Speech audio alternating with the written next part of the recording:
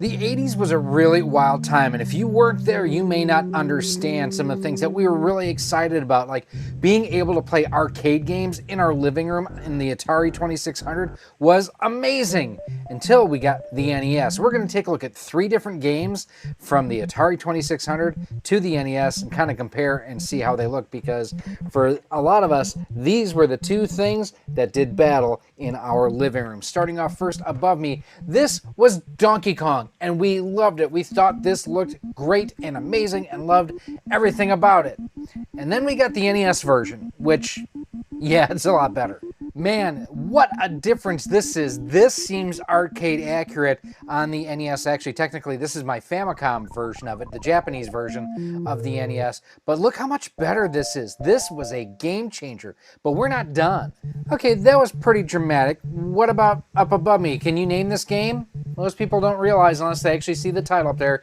This is Popeye on the Atari 2600. And again, we loved it for what it was. But wait until you see what it looked like on the NES. Now, not quite arcade accurate, but this again looks so much better than what we had on the Atari 2600. It is amazing how good this looks. You get the idea of everything that you are looking at. One of my favorite games for the Atari 2600 above me, The Empire Strikes Back. I played so much of this when I was a kid.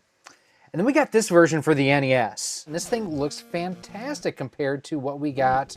Luke, the lightsaber is the weapon of a Jedi on the Atari 2600. And don't get me wrong, I loved the Atari 2600 game back in the day. This is Pac-Man, which isn't exactly arcade accurate.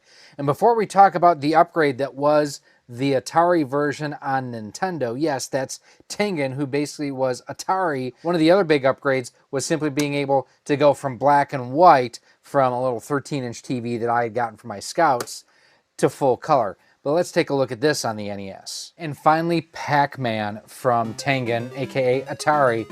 And it wasn't exactly arcade accurate, but is pretty darn close. This was a lot closer than what we got on the Atari 2600.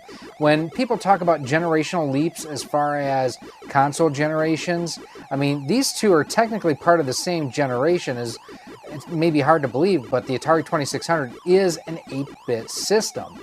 The NES definitely blew it out of the water and was completely and totally game-changing for us when we got it back in the day. Let me know, did you live during this period of time? Did you see the difference between the Atari 2600 and the NES as I'm going to die? And let me know some of your favorite games that you played on both systems.